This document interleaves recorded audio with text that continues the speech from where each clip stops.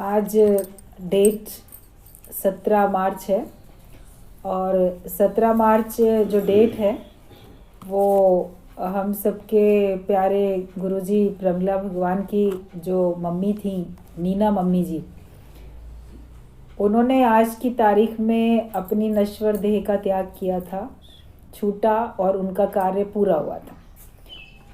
तो आज ही वो ब्रह्मलीन हो गई थी। अभी जैसे गुरुजी बात इतनी कह रहे थे कि घर में किसी ने भी नहीं रोका, सबने आगे बढ़ाया। तो ये सच बात है, जब हमारे सामने कोई हमको आगे बढ़ाने वाले होते हैं तो हमारी और अधिक उन्नति होती है। तो नीना मम्मी जी ने शुरू से उनको भी ज्ञान के प्रति बड़ा प्रेम था और वो कहीं अपने विवाह से पहले भी कहीं अपने परिवार वालों के साथ सत्संग के लिए जाती भी थीं। तो जहाँ वो सुनने के लिए जाती थी तो सुनाने वाली भी कोई महिला भी थी, तो उनको बहुत अच्छा लगता था। उन्होंने कभी अपने जीवन की घटनाएं जब सत्संग में बताई हैं इस प्रकार से, तो उन्होंने ये बात सबके साथ साझा की थी, शेयर की थी कि पहले ज़माने में लोग सत्संग में जाते थे, अच्छी जगहों में जाते थे, बचपन से अपने बच्चों को भी लेके जाते थे और बच्चे भी माता पिता की आज्ञा मान के चलते थे और उसी विचारधारा को अपनाते भी थे। तो उन्होंने कहा था कि सत्संग उनको बहुत अच्छा लगने लगा था, बहुत पसंद आता था और अंदर में वैराग्य भी आया। ये भी होता था कि नहीं, हम भी इसी लाइन में जाएं, भगवान के लेखे ही अपना जीवन दे दें, लेकिन हम माया में, दुनियादारी में, विवाह करके घर गृहस्थ में नहीं जाना चाहते, उनका मन नहीं था। तो उन्होंने कभी ये बात अपने परिवार में कही भी की भी होगी। तो जहाँ वो सुनने के लिए जाती थी गुरु अपने परिवार वालों के साथ, तो परिवार वालों ने उनसे बात कराई कि ये तो लड़की ऐसे ऐसे कहती है। तो उन्होंने समझाया कि नहीं, यहाँ तुमने ज्ञान अच्छा पक्का किया है और विवाह भी जैसे परिवार वाले कराएंगे वैसे करो और ज्ञान के हिसाब से रहो, आगे भी हर एक को ज्ञान देते जाओ। तो ये तो आवश्यक ही है। तो समय अनुसार बात होती है कि कब कौन सा समय होता है और कोई कैसे किसको उपदेश करता है। तो उन्होंने कहा कि हाँ, नहीं, शादी तो करनी होगी। तो हमने की, लेकिन अंदर में ये था कि इन सब सुखों में रखा कुछ भी नहीं है। जैसे एक शुरू से ज्ञान सुन के अगर विरक्त भावना आ जाए, वैरागी की भावना आए, तो ये बड़े सौभाग्य की निशानी होती है और हमारे पिछले पुण्य कर्मों का फल होता है। योग भ्रष्ट योगी योग युक्त होने के लिए सज्जनों के अच्छे घर में जन्म लेते हैं। तो पहले सब सज्जन ही व्यक्ति होते थे, तो उनके घर में से ही निकल के ज्ञानवान लोग अधिक बनते भी थे और दूसरों को भी वो ज्ञान इतना समझाना सुनाना। तो भाव तो वो था ही, विवाह होके भी आए तो पूरा ज्ञान अंदर में था ही, घर की सबसे बड़ी बहू होने के नाते पूरी मर्यादा भी। और लेकिन उनके मन में था कि अगर उनके अपनी कोई संतान जब हो तो वो भी ज्ञानवान बने, ये मन में था। क्योंकि उनको सत्संग पसंद था, तो सोचती थी चाहे भगवान जो भी देंगे, बेटा या बेटी जो भी, बस ये है कि वो भी सत्संग को पसंद करे, वो भी ज्ञान की राह में आगे बढ़े, ये उनके मन में भाव था। और जब उनकी पहली संतान प्रमिला भगवान, हम लोग के गुरु, जब उनके जीवन में आए तो तभी से उन्होंने संकल्प किया कि संतान चाहे बेटा हो चाहे बेटी हो, ज्ञानवान बने। वो भाव रखती थी और देखो वो माता के भाव का प्रभाव भी कितना होता है। और उसके बाद उनको भी उसी तरह से लालन पालन किया, उनको भी उसी प्रकार से शिक्षा दी, सब मर्यादा में, संस्कारों में सबको बांधा। और फिर बाद में पहले पार्टीशन हो गया था, तो फिर वहाँ से इधर आ गए। यहाँ पे आने के बाद पहले कुछ समय कहीं और, कानपुर में कहीं और थे, फिर लखनऊ में आए। लखनऊ में आने के बाद तब तक उनको प्रमिला भगवान के साथ फिर उनको दूसरी ये भी मोना दीदी भी थी। अंदर में था कि सब बच्चे हमारे ज्ञानी बने, और अंदर के संकल्प होते हैं कब भगवान हमसे संसार के कार्य पूरे थोड़े करा के, और फिर संकल्प होता है निष्कामी होने का, ज्ञानवान होने का संकल्प होता है, तो परमात्मा वैसी राह हमको दिखा देते हैं। और घर में जाना, गृहस्थ में जाना, विवाह होना, संतानों का होना, ये भी सब कुछ लेन देन होता है। कर्म प्राणी है, उसी बहाने किसी के पास कोई पहुंचता है और उनसे वो अपना दुख सुख कर्म का हिसाब किताब पूरा करता है। तो सहजता से वो हमारे सारे कर्म कटते हैं। जिसका जहाँ भी घर है, जहाँ जन्म लिया, या किसी का जहाँ भी विवाह हुआ, तो वो सब उनके साथ लेन देन होता है। लेकिन ज्ञान का जो बीज है वो नष्ट नहीं होता कभी भी, और आपके संकल्प आपको वहाँ पहुँचा देते हैं जहाँ पहुँचना चाहते हैं। As you think so you become. चाह होती है तो हमको राह मिल जाती है, तो चाह तो उनके अंदर में थी। फिर यहाँ पर तब तक ये लोग सब पढ़ते थे, ऐसे सहज ही जीवन की राह में चलते चलते किसी के भी द्वारा गीता भगवान से मिलना हो गया। अभी जिस घर में जो उनका इस समय निवास स्थान है, उसके पास में ही उनका घर था। पहले छोटा घर था। फिर जिस स्थान पे अभी जो उनका निवास स्थान है, वहाँ पे कोई और रहती थी। उन्होंने बुलवाया था गीता भगवान को अपने घर पे। तो अपने सारे पड़ोसियों को जैसे बुलाते हैं ना, भी हमारे घर सत्संग होगा, गुरु आए हैं, तो सब लोग आओ। जिस घर में भी सत्संग होता है वो अपने सारे पड़ोसियों को बुलाते हैं। तब उनको भी बुलाया गया था, और तब उनके घर में ही पहली बार उन्होंने गीता भगवान को देखा। बहुत प्रभावित हुई उनके ज्ञान से, उनके आकर्षण इतना गीता भगवान का, उनका भजन इतना सुंदर, अच्छा गाने का, उनका आवाज़ इतनी अच्छी, गाने का सब भाव इतने अच्छे, तो सब लोग मुग्ध हो गए थे। और फिर उन्होंने अपना जीवन, गीता भगवान मिले तो फिर सत्संग में एक अवसर मिल गया, अच्छा सा सुंदर अवसर मिल गया। इस बात में खुश होते थे कि पहले भी जो हम कभी सत्संग सुनने के लिए गए तो वो भी एक महिला रूप में थी, और यहाँ भी जो हमें गुरु के रूप में जो हमको सामने हैं तो एक महिला के रूप में है। क्योंकि परिवार वालों ने पहले ज़माने में होता था, अभी भी मानना तो कई लोग ऐसे चाहते हैं और कहते भी हैं, और उस ज़माने में था कि नहीं, स्त्रियों को किसी भी पुरुष के चरण स्पर्श नहीं करने चाहिए, और अगर गुरु मानना ही है तो अपने पति को ही मानो, उसी के ही चरण स्पर्श करो, या अपने परिवार में जिनके बड़ों के ऐसे जो भी ये संत है, महात्मा है, लाओ इसके चरण छू लो। तो उस ज़माने में लोग इतना थोड़ा कंट्रोल भी रखते थे कि दूर से ही प्रणाम करें तो ठीक है। और महिला सुनाने वाला कोई होता है तो ज़्यादा मनुष्य आगे बढ़ पाता है, ये एक बेनिफिट हो जाता है। तो गीता भगवान को देख के उनको इतनी खुशी हुई कि हमारे जैसे ही, हमारे तरीके से, और घरों में रहने वाले, क्योंकि गीता भगवान भी लखनऊ में शादी करके ही आए थे, और उन्होंने फिर ज्ञान दिया, तो उनको लगा कि हम बड़े आसानी से जो पाना चाहते हैं वो हमको यहाँ से मिल रहा है और आगे भी मिलेगा। फिर गीता भगवान की इतनी दृढ़ता, इतना उच्च स्थिति उनकी, तो ये सब देख के मन और भी प्रभावित हुआ। और फिर अड़ोस पड़ोस में जहाँ भी सत्संग हो जाने लगे। फिर एक बार पड़ोस में गीता भगवान को आना था, तो वहाँ पे बोले कि ठीक है आ रहे हैं। तो इन्होंने कहा कि हम जो हैं अपने घर से आपस में, जैसे होते हैं मोहल्ले के लोग, कि कुछ कुछ बना के उधर ही ले आएंगे और वहीं पर सब लोग आपस में प्रसाद स्वरूप भोजन ग्रहण करेंगे। तब उन्होंने प्रमिला भगवान को कहा, उस वक्त वो 10th क्लास में पढ़ते थे, और उनको भी शुरू से कुकिंग का बहुत शौक़ था, और उनके हाथ में टेस्ट भी बहुत था। तो उनको कहा कि तुम जो हो ये सब बना के वहाँ पहुँचा देना। तब उन्होंने भी पूरा प्यार से सारा बनाया, क्योंकि आदर मान सम्मान करना तो परिवार अपने बच्चों को अगर सिखाता है तो बच्चे करते हैं ना। श्रद्धा होती है, विश्वास होता है, प्रेम होता है, संतों का, गुरुजनों का और सबका आदर मान सम्मान करना, तो सिखाया ही जाना चाहिए, और तब सिखाया भी गया था, अभी भी सिखाया जाना चाहिए सबको। तो वो सब टिफ़िन पूरा ऐसे बना के वहाँ लेके गए। तो गीता भगवान के सामने पहुँचे तो पता चला कि हाँ ये नीना की बेटी, नीना मम्मी के लिए बोला कि इनकी बेटी हैं।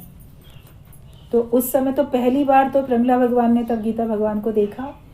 अब जैसे होता है ना कि लगता है कि हमारी मम्मी की गुरु हैं, और कभी कम भी उम्र थी और सत्संग में जाते थे, तो कभी घर में एक होता है कि डिस्कशन होता है, हम लोग को छोड़ छोड़ के चली जाती हो, क्यों जाती हो, क्या सुनते हो, और ये बातें तो हम भी बता सकते हैं, हिंदी की किताब में हमारे भी दोहे लिखे हैं। तो ऐसे अपनी माँ के साथ आपस में एक बातचीत होती है, घरों में ज़्यादातर ऐसा होता ही है उस उम्र में।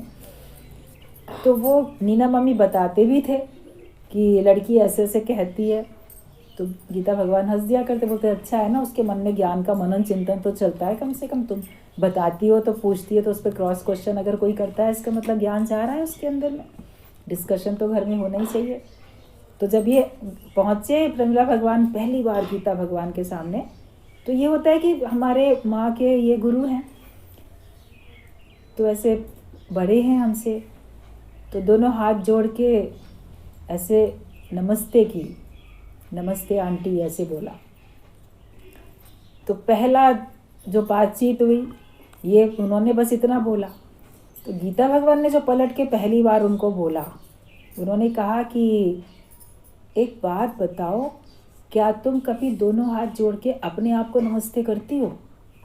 दूसरों को तो सामने दिखता है तो करते हैं, तो क्या तुमने कभी अपने स्वयं को दोनों हाथ अपनी तरफ करके अपने को नमस्ते की है? तो ये तो एकदम सुन के रह गई, ऐसा तो किसी ने भी, हंसने लगी। बोले नहीं ऐसा तो कभी नहीं किया। बोले तो हमको दूसरा क्यों देखा, हमको भी अपना आप समझो, तो ऐसे नमस्ते करने की ज़रूरत नहीं है, जो तुम हो वो हम हैं। पहली बात में उनसे ज्ञान की ही चर्चा गीता भगवान ने की, और ये कितना प्रभाव करने वाला एक व्यवहार होता है। उनके इस बात से, इस व्यवहार से तो प्रमिला भगवान भी बड़े प्रभावित हो गए। बैठे फिर अच्छा किसने बनाया, उन्होंने कहा नहीं हम नहीं बनाया, अकेले बनाया, बहुत अच्छा बनाया, बहुत बढ़िया है। सारा दिन जैसे रहना हुआ तो गीता भगवान ने बहुत ध्यान दिया, बहुत प्रेम किया। नीना मम्मी के बारे में पूछा कि ये ज्ञान में ठीक चलती है कि नहीं चलती है, ज्ञान हमसे सुनती है तो बताओ। तो ये बोले नहीं ज्ञान में पूरी तरह से तो हाँ है, लेकिन हम लोगों पे ध्यान नहीं देती। जो भी शिकायत थी, बोले क्या शिकायत है तो बता दो। तो थोड़ा शर्मा के थोड़ी बहुत शिकायत बताई दी। तो उन्होंने कहा हाँ ये ना ज्ञान को सही तरह नहीं समझती है तुम्हारी मम्मी, कोई बात नहीं, वो ध्यान नहीं देती है, हम तुम पे ध्यान देंगे, हमारे पास आया करो, हम तुमको इससे भी ज़्यादा प्रेम करेंगे, हम तुमको इससे भी ज़्यादा ध्यान देंगे। तो कैसे किसी के मन को समझा भी देना और अपनी तरफ ज्ञान की तरफ लगा भी देना। तो ये 8 गुरु में थी, गीता भगवान में थी, और तब से फिर उन्होंने भी अपनी मम्मी के संग संग जाना शुरू कर दिया।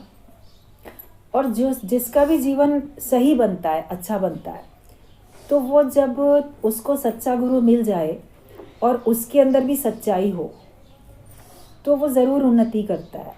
लेकिन साथ साथ ये एक बहुत बड़ी बात है कि परिवार में अगर कोई सपोर्ट करने वाला होता है, तब फिर हमारे पास जितना समय है और जितनी शक्ति है, उस शक्ति का और समय का हम अपनी उन्नति में उपयोग करते हैं। वरना हम अपने समय का और शक्ति का अपने को बंधन से मुक्त करने में उपयोग कर लेते हैं। झंझट है, झंझटों से हटें, बंधन है, बंधनों को काटें, उसमें हमारा समय और शक्ति अधिक जाती है। लेकिन अगर वो सब चीज़ें हमारी नहीं हैं तो हमारे पास तो समय ही समय है, शक्ति शक्ति है, उसका कितना अच्छा सदुपयोग सब कर पाते हैं। तो उन्होंने बल्कि देखा कि अगर सत्संग की तरफ मन लग गया है तो नीना मम्मी ने और सपोर्ट किया। फिर ये पढ़ाई भी करते रहे और सत्संग में भी जाना आना करते रहे, पास होते गए पढ़ाई में भी, और यहाँ भी जो जो अंदर में बातें आती गईं, गीता भगवान से प्रश्न करते गए, पूछते गए, और जीवन का एक एक जो क्षेत्र है, एक एक जो पहलू होता है, उस पे सब पे सत्संग में तो बताया ही जाता है। अलग से भी अगर कोई बात करता है तो उसको भी बताया जाता है। तभी गुरु हमको ऑलराउंडर बना देते हैं। और इधर फिर प्रमिला भगवान के फादर ने भी कोई ऑब्जेक्शन नहीं किया। वो लखनऊ में रहते नहीं थे, उनका ट्रांसफ़र जहाँ था इनकम टैक्स डिपार्टमेंट में थे, तो उनका ट्रांसफ़र जब हम लोग गए हैं तो भी वो तब तक रिटायर नहीं हुए थे, तो वो जहाँ कहीं थे फिर बीच बीच में आते थे। तो उनको भी शुरू से ये था कि जिन्होंने जो राह चुन ली है, और कोई तब तो बहुत साल हो चुके थे जब हम लोग सत्संग में गए, तब तो उनको गीता भगवान से मिले और तब बहुत साल हो चुके थे, उनका बहुत कार्य बढ़ चुका था, और उसके बाद तो और दिनों दिन आज दिन तक बढ़ता ही चला जा रहा है।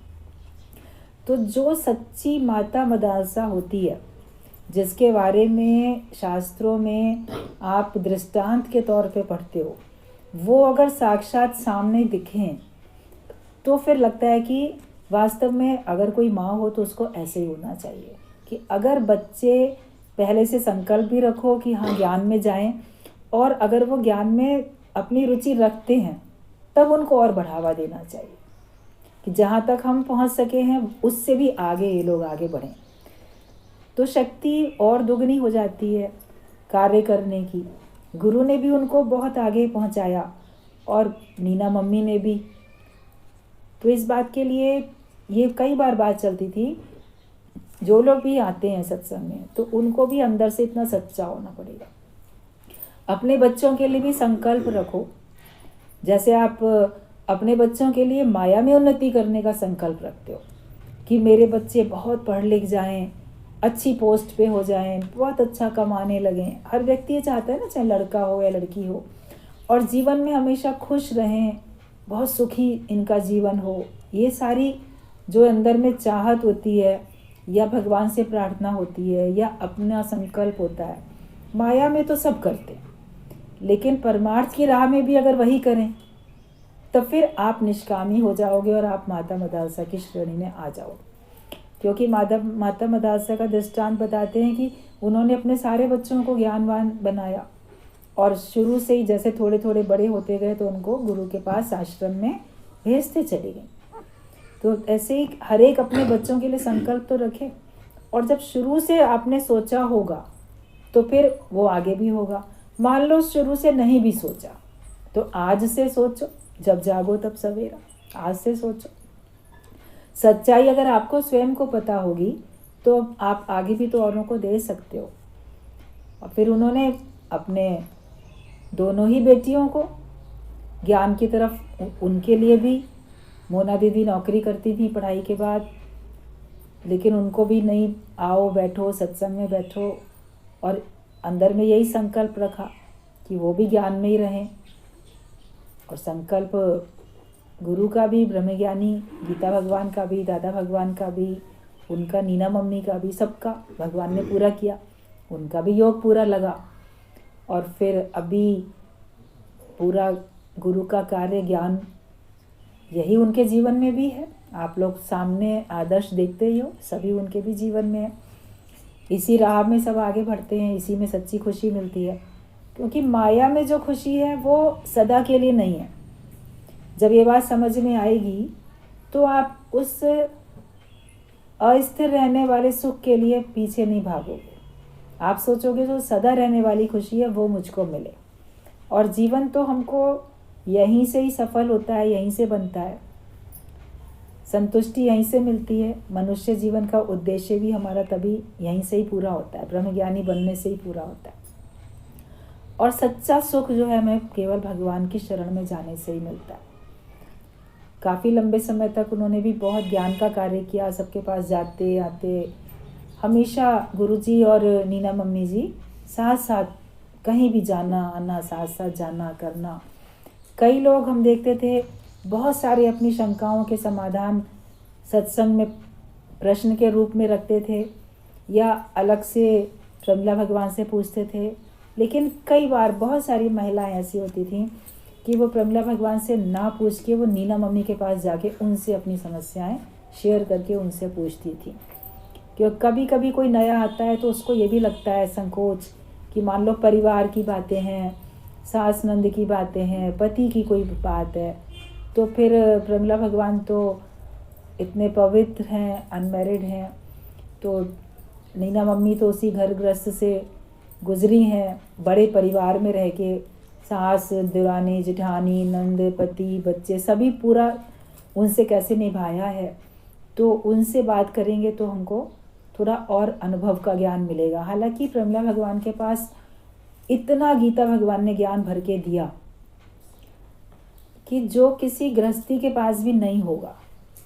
हमेशा गीता भगवान जो अनमैरिड लड़कियां आती थी सत्संग में, उनके साथ भी, क्योंकि जब ये देखते थे कि इनको पूरा जीवन इसी राह में देना है, तो सामने जो शिष्य के रूप में आएंगे तो सारे ब्रह्मचारी थोड़ी आएंगे, गृहस्थी तो आएंगे ना, और हर एज ग्रुप के आएंगे।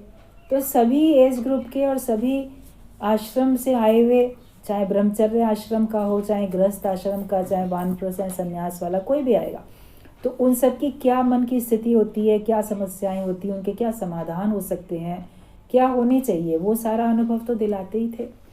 और कभी कोई बोलता था कि आपसे हमें अकेले में बात करनी है, तो कभी अकेले में बात करते थे, लेकिन कभी इन लोग को, गीता भगवान, प्रमिला भगवान को और बाकी जो अनमैरिड लड़कियां सत्संग में आती थी उनको साथ में बिठाते थे। बोलते नहीं, इनके सामने बोलो, इनको पता चले घर गृहस्थ में क्या क्या झंझट परेशानियां हैं और ऐसा ऐसा भी प्रॉब्लम्स आती हैं, तो उसके लिए हम इन्हें क्या उत्तर दे रहे हैं, इनको पता होना चाहिए। अकेले में भी अगर बात कर रहे हो तो जो भी संग करता था, अब किसी को घर से बुला के तो नहीं बोला जाएगा, लेकिन जो संग करता है तो उसके ऊपर रंग चढ़ता जाता है।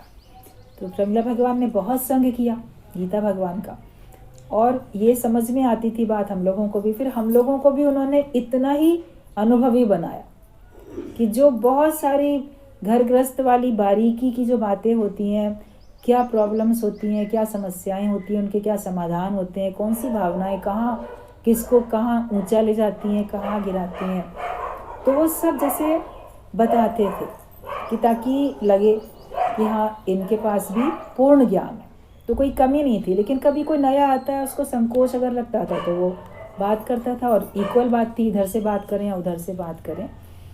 तो गुरु जी बोलते थे कि अपने सत्संग में हर प्रकार के एग्जाम्पल हैं। दादा भगवान भी बड़ी उम्र में आए सत्संग में, मान लो, फिर इधर गीता भगवान यंग एज में आ गए।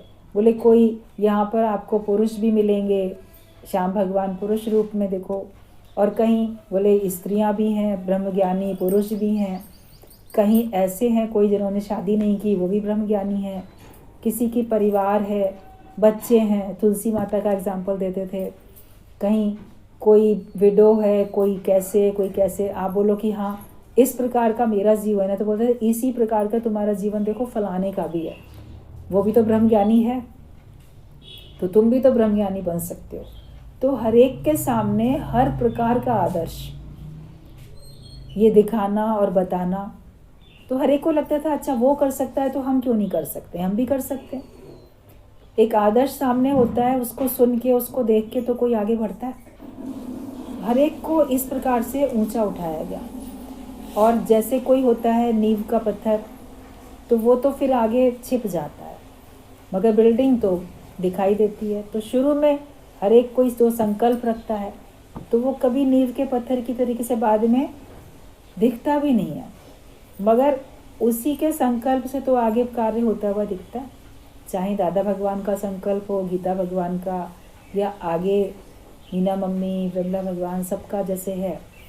तो हर एक खुद को भी पहले संकल्प रखने, हर एक को अपने लिए, सबके लिए, फिर भले चाहे बाद में आपको कोई याद करे या ना करे, आपका नाम हो या ना हो, लेकिन आप ही के संकल्प से जहाँ तहाँ भी जाओगे वहाँ पे कार्य होगा। कहीं बिल्कुल बंजर भूमि है जहाँ पर कोई भी ज्ञान की खेती नहीं लहलाती है, जहाँ सत्संग होता ही नहीं है, तो वहाँ जाके आप लोग सत्संग कर सकते हो अगर अवसर मिलता है तो। फिर उनको सत्संग से जोड़ना, उनको गुरु से जोड़ना। कोई मान लो फिर आपको भूल के गुरु को ही केवल पसंद करता है, या ज़्यादा उन्नति उसकी जैसे होती है, या कभी कोई अपने को ही अपना ही नाम करके बैठता है, तो उसमें भी अगर कर्तापने से आपने नहीं किया तो आपको कोई दिक्कत नहीं होती है। आपने तो अपनी उन्नति के लिए, दूसरे की उन्नति के लिए निष्काम भाव से किसी को ज्ञान दिया, ज्ञान की राह दिखाई, उसको ये मार्ग बताया। तो हर एक अपने अपने हिसाब से ही चलता है। निष्कामी जीवन जीना होता है। निष्काम कोई अलग से कर्म नहीं है कि यही कर्म निष्काम है। लोग क्या समझते हैं कि सत्संग सुनाना निष्काम कर्म है, या किसी के पास जाके सत्संग सुना के आए, हम ना निष्काम करने गए थे, ऐसी भाषा कभी जल्दी हो जाती है। हम लोग ना निष्काम पे जा रहे हैं, निष्काम कर्म करने जा रहे हैं, निष्काम करने जा रहे हैं। तो अगर कामना रख के आप ज्ञान सुनाने जाते हो तो वो भी तो सकाम हुआ, निष्काम का हुआ। निष्काम कोई मतलब कि नो कर्म, निष्काम मतलब ये कि कोई कर्म नहीं, तो उसको कैसे करोगे? निष्काम तो भावना होती है कि मेरी भावना ऐसी है जिसमें मेरे अंदर कोई कामना नहीं है और दूसरे के हित के लिए मेरे से कार्य परमात्मा ले रहा है। मुझे फल की कोई इच्छा नहीं है, करने का कर्तापना नहीं है, वो निष्काम होता है। जिसमें करने का भाव ना हो, अहंकार ना हो, इच्छा और अहंकार के सिवाय फल की इच्छा नहीं होनी चाहिए, करने का भाव अहंकार नहीं होना चाहिए। वो ज्ञान से हो जाता है। और जब ज्ञान से आप इतना समझ जाते हो, अपना जीवन ऐसा बना लेते हो, तो जैसे आप हो दूसरे वैसे तैयार होते जाते हैं। जो निश्चय आपने किया, जो स्थिति आपकी है, वो आप दूसरे की भी बनाते जा सकते हो, उनकी भी बनती चली जाती है। तो आज जो फिर उनका जो भी कार्य करेगा, जो शरीर आएगा 5 तत्वों से बन के, तो वापस 5 तत्वों में वो लीन होगा ही होगा। ये बिना उपाय वाली बात है। ऐसा हो ही नहीं सकता कि किसी का शरीर सदा रहे। अपना जितना कार्य भगवान को जिससे लेना होता है, संसार का कार्य या ज्ञान का कार्य, उतना वो कार्य करता है और फिर उसकी लीला सिमट जाती है। फिर परमात्मा किसी और घट में प्रकट होकर कार्य करता है। सांसारिक कार्य भी अगर आपके छूट जाते हैं तो किसी और घट में प्रकट होकर परमात्मा आपके सांसारिक कार्य भी पूरे करा देता है। ज्ञान का भी कार्य आपको लगेगा ही नहीं कि कुछ छूट गया, क्योंकि आपने अपने को मुक्त कर लिया और जो आपके संपर्क में थे या हैं उनको भी आपने सही ज्ञान दे दिया, उनको अपने पे कृपा करनी सिखा दी। फिर हर एक अपने निश्चय से मुक्त होता है। कोई ज़बरदस्ती किसी को मुक्त थोड़ी कर सकता है। तो लगता है ज्ञान का कार्य भी हमारा पूरा हो चुका है, जितना करना था कर चुके हैं। बाकी जब तक भगवान चाहेंगे कार्य होता रहेगा। तो मीना मम्मी का भी कार्य अंत तक चलता ही रहा और जीवन में काफ़ी बाहर से उतार चढ़ाव हर एक के जीवन में आते हैं। उसमें कैसे अपने आप को फिर धीरज में रख के उन्होंने अपना जीवन ज्ञान को समर्पित किया और फिर आज की तारीख में उन्होंने अपनी लीला समेटी और चूँकि ज्ञान में सबको आगे बढ़ाया और हर एक के लिए अच्छे संकल्प रखे, इसलिए हर एक कोई पूजनीय वंदनीय बन जाता है।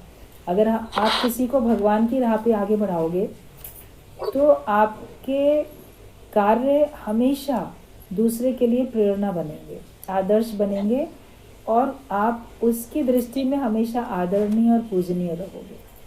तो काम ऐसा करो, बाहर से कोई आपको भगवान कहे ये ज़रूरी नहीं है, लेकिन आपके अंदर में वो ऐसी भावना रखे कि इन्होंने बिल्कुल जैसे कि साक्षात भगवान होके हमारे कष्ट दूर किए, हमारे दुख दूर किए, या हमको माया में फंसने से अपना ज्ञान देके, अपना साथ देके बचा लिया।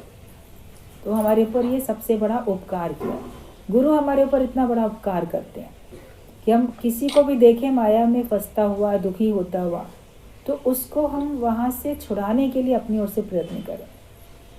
एक चुटकुला टाइप दृष्टांत चलता था कि एक आदमी था, लड़का, तो वो किसी गहरे गड्ढे में गिर गया।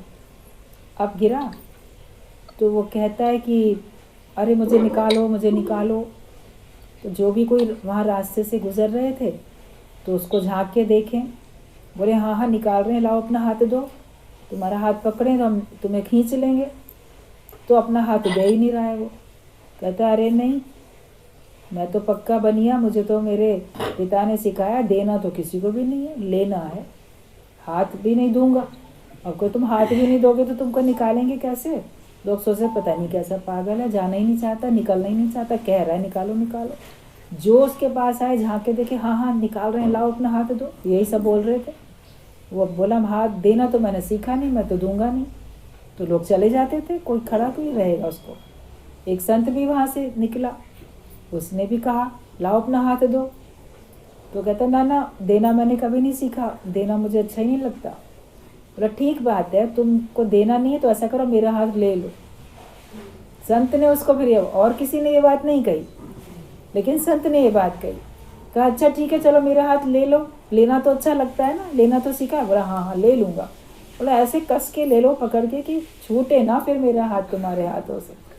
तो उसने उसका हाथ पकड़ लिया संत का, तो संत ने उसको खींच के बाहर निकाल दिया। तो गुरु भी ऐसे होते हैं, वो कहते हैं कि तुम अपना साथ हमें दो, अपना समय निकालो, अपना साथ दो। कोई देता है, कितना देता है, नहीं देता है, कम देता है, कहता अच्छा हमारा संग कर लो ना, हमारा साथ तो ले लो ना, हमारा तो पूरा संग कर लो, हमसे तो पूरा फ़ायदा ले लो तुम। तो फ़ायदा लेना तो हर एक कोई चाहता है, फ़ायदा लेना हर एक कोई जानता है कि ठीक है हाँ इनके पास जितना ज्ञान है ना हम पूरा ले लें, इनके पास जितनी अक्ल है, जितनी समझ है, जितना अनुभव है, वो सारा का सारा हमको ले लेना चाहिए। तो लेने के लिए भी तो आपको समय देना ही पड़ेगा ना। बस भाव ये हो जाता है, देने का भाव और लेने का भाव। देने के भाव में कहीं ना कहीं आपको, जैसे अपना हाथ देने में आपको कहीं लगेगा कि हाँ मैं दे रहा हूँ, लेकिन मैंने लिया। तो लेने में फिर आभार व्यक्त भी तो करोगे ना, कि हमने लिया, किसी ने हमारे पर कृपा की, उसने हमको दिया तो हमने लिया है। तो ये इस प्रकार का तो साथ का लेन देन चलता ही रहता है। ये साथ का लेन देन सत्संग में आने से हर एक का होता रहता है। और जो जितनी अपने पे कृपा करता है वो उतना ही पूर्ण होता जाता है, अधूरापन उसका ख़त्म होता है।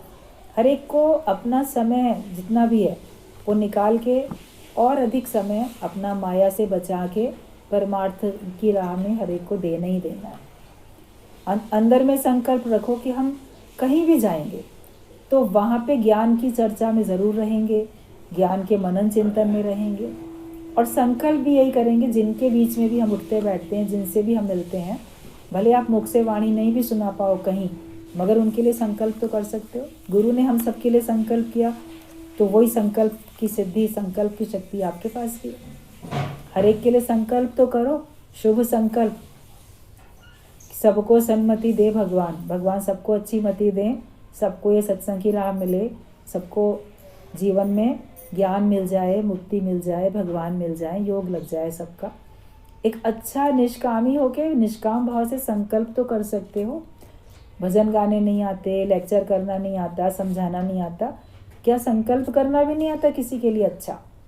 वो तो सबको आता है ना, वो करो। और फिर ये अपने पे कृपा करो कि जो मुख से बोलेंगे, जो गुरु से सुना है वही बोलेंगे, दूसरी बातें नहीं बोलेंगे। ना किसी की प्रशंसा में लगो, ना किसी की निंदा में। उन दोनों से एक तरफ हट जाओ, आप यथार्थ ज्ञान में आ जाओ। आप संसार को सचमुच में सत्य का ज्ञान सुनाने वाले, बताने वाले बनो। दूसरे की तो कमी देखनी बड़ी सरल है, वो सब देख लेते हैं, गुण देखने मुश्किल लगते हैं। और कभी अपने गुण देखने बड़े सरल लगते हैं, या कभी अपनी कमी भी दिख जाती है ज्ञान में आने के बाद। तो कई लोग अपनी कमी देख के भी कई बार बड़े डिप्रेस हो जाते हैं। तो ना कोई दोष देखो, ना गुण देखो, आप देखो तो एक भगवान का भाव रखे, भगवत देखो, भगवान का भाव रखो, भगवत भाव रखो। बस जहाँ देखें भगवान ही देखें। जब आप ज्ञान पक्का करोगे तो आपके अंदर के दोष अपने आप खत्म होते जाएंगे। ज्ञान की अग्नि में आपके सारे कर्म जल के खत्म हो जाते हैं और जीवन हमारा अच्छा बन जाता है। किसी ने अपना जीवन कुर्बान किया तो आज सब लोग याद करते हैं। अपने अपने परिवार वालों को तो याद करोगे, उनको याद करने में कभी आपके अंदर में अफसोस भी होगा, कभी दुख भी आ सकता है। अपने परिवार के लोगों को जो दुनिया से चले गए, उनको याद करने में कभी आपको उनके व्यवहार को याद करके दुख होगा। देखो फलाना था ना, मेरे साथ बड़ा गंदा खराब व्यवहार करता था, दुर्व्यवहार करता था।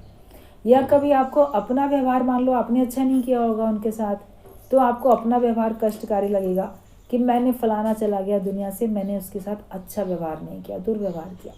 तो कभी व्यवहार को याद करके आपको अफसोस लगेगा। या कभी मोह के कारण, अपनेपन के कारण, बड़ा ममता थी, मोह था, आसक्ति थी, प्रेम था, तो उसकी कमी अनुभव होगी। तो उस कमी के कारण भी आप याद करके आपका मन दुखी, उदास हो जाएगा।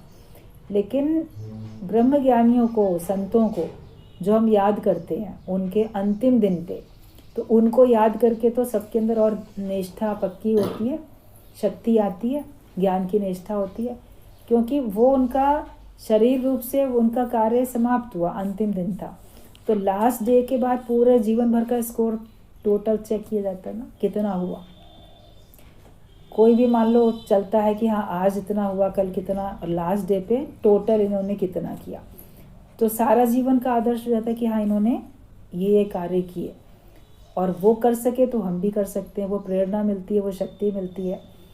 इसी मनुष्य शरीर में आके ब्रह्मज्ञानी अपनी सारे कार्य कर लेता है, अपना जिस फील्ड में भी है वहाँ से अपने को और छुड़ा के अपने आप को पूर्णता की ओर ले जाता है। तो संतों को, ब्रह्मज्ञानियों को उनका अंतिम दिन इसीलिए जैसे उत्सव हो जाता है, आत्मा परमात्मा मिल जाती है, वो उत्सव हो जाता है। जैसे कोई विवाह में लड़का लड़की मिल जाते हैं, एक हो जाते हैं, पति पत्नी हो जाते हैं, ऐसे आत्मा अलग है, परमात्मा अलग है, आत्मा परमात्मा मिलके एक हो जाती है। जो विवाह का उत्सव है तो ये अंत वाला दिन का भी उत्सव बन जाता है। साथ साथ उसमें जो भी आत्मा से परमात्मा मिली, जो आपको ज्ञान मिला, उसमें शक्ति मिल जाती है, ज्ञान आपको पक्का हो जाता है। गुरु को कभी भी याद करो, या किसी ने भी आपको अच्छा मार्ग दिखाया उसको कभी भी याद करो, तो उसकी अच्छाई याद आएगी। उससे हमारा कोई निजी स्वार्थ नहीं होता, हम उसमें भलाई बुराई नहीं देखते, उसको याद करने में हम केवल ज्ञान को याद करते हैं, शक्ति मिलती है। तो इसलिए संतों की अंतिम दिन पुण्यतिथि के तौर पे हर जगह मनाया जाता है। वो और लोग बोलेंगे कोई खुशी का मौका थोड़ी है जो हम इसको मनाएं, लेकिन खुशी का मौका है। इसलिए खुशी का मौका है कि उन्होंने अपना जीवन सफल किया। जिन्होंने अपना जीवन सफल नहीं किया उनके लिए रोने का दिन है। देखिए जो ब्रह्मज्ञानी होते हैं उनके लिए रोने की आवश्यकता नहीं होती है। ज्ञानी को क्या रोइए जो ग्रह अपने जाए, वो तो अपने निज घर में, आत्मा के घर में चला गया, जिस भगवान के घर से आया था। हर एक का वही तो अपना असली घर है। यहाँ आते हो संसार में सैर करने के लिए, फिर तो आप सैर करके वापस अपने घर में जाओगे। लेकिन कोई अपने घर में जाते जाते फिर पलट जाए, फिर वो 84 लाख में चला जाए, तो घर में जो उसका घर का होगा, उसका परम हितैषी माता पिता, वो बोलेगा ना ये घर आते आते फिर कहाँ ये फिसल के चला गया, फिर कहाँ चला गया, अब कब आ रहा है। तो भगवान तो हमारा इंतज़ार ही करते रहते हैं ना। ज्ञानी तो अपने घर में सीधा चला जाता है। तभी कहा गया ज्ञानी को क्या रोइए जो ग्रह अपने जाए। वो अपने घर में जा रहा है, उसके लिए हमें अफसोस करने की, दुखी होने की, आंसू बहाने की ज़रूरत नहीं होती है। बोला रोइए साकत बापरे जो हाटो हाट बिकाए, उसके लिए रो। साकत मतलब जो अज्ञानी व्यक्ति है, जो अज्ञानी है, रोना तो उसके लिए है, क्योंकि वो हाटो हाट बिकाएगा। एक दुकान से खरीद के दूसरी दुकान में बेचेगा कोई, उसको वहाँ से लेके तीसरी दुकान में बेचेगा, मतलब कि 84 लाख योनियों में वो जाएगा। तो अफसोस तो उसके लिए किया जाता है, दुखी उसके लिए हो जाओ। ज्ञान में आने के बाद गुरु ने दुखी होना ख़त्म कर दिया। अज्ञानियों के लिए भी अगर मान लो आपका मन दुखी होता है तो मोह के कारण नहीं रो, उसके लिए संकल्प करो आप। अब आप सत्संगी हो, ज्ञानवान हो, उसके लिए संकल्प करो कि जो वो ज्ञान का कार्य इस जन्म में नहीं कर सका, परमात्मा अब उसको अवसर मिले, अब वो सत्संग की राह में बढ़े, उसको कहीं जिस जन्म में भी हो वहाँ पे उसको ज्ञान मिले, वो भी अपना मनुष्य जीवन सफल करे। ये सबके लिए एक अच्छी शुभ भावना प्रार्थना होती है, ये सच्ची श्रद्धांजलि होती है। जो सांसारिक व्यक्ति दुनिया से गया उसके लिए भी आपको ये भावना रखनी है, सच्ची श्रद्धांजलि। उसने आपके संग जो भी किया, अच्छा या बुरा किया, बोलो ये सब मेरे कर्म का हिसाब किताब था, उसने इस बहाने वो पूरा किया, भगवान ने उसके ज़रिए पूरा कराया, और अब भगवान उसको सत्संग मिले, ज्ञान मिले। उसके लिए भी प्रार्थना करोगे तो आपको उसके वियोग का कष्ट नहीं होगा। और जो ज्ञानी है उसके लिए आप क्या बोलोगे, जैसे वो अपने निज घर में उन्होंने जीते जी भी अपने को मुक्त किया, और बाद में भी वो जीवन मुक्त होने के बाद विदेह मुक्त हो गए, तो हमको भी वैसे ही होना है, हमको भी उनके पद चिन्हों पे चलना है। हर एक को जो आदर्श होता है उसी के पद चिन्हों पे तो चलना पड़ता है, तो सबको उन्हीं के पद चिन्हों पे चलना है। अपने लिए खुद संकल्प करने हैं, गुरु ने तो कर ही दिए, अपनी कृपा करनी है। और सभी अपने को बहुत भाग्यशाली जानो, इतना भाग्यशाली जानो कि आपको सच्चा सत्संग मिला, आपको ये सुअवसर मिला है, मनुष्य जन्म में सत्संग है, ज्ञान इतना अच्छा है। बस थोड़ा सा अपने अंदर के इच्छा और अहंकार को, दो चीज़ों को अगर हम माइनस कर दें तो फिर आपका जीवन बहुत सुंदर बन जाएगा। तो उनको, नीना मम्मी को भी शत शत हम लोग की सबकी तरफ से नमन है। उन्होंने अपना जीवन सफल किया ज्ञान में, और हम सब गुरु ही माता पिता बंधु सखा, तो हम सभी उन्हीं की संतान हैं। तो हम लोग भी उनके पद चिन्हों पे चल के, सब लोग गुरु के पद चिन्हों पे चल के सब लोग अपना अपना जीवन सफल करेंगे। तो जब सफल कर लेंगे तो फिर आपको खुशियाँ ही खुशियाँ हैं हमेशा।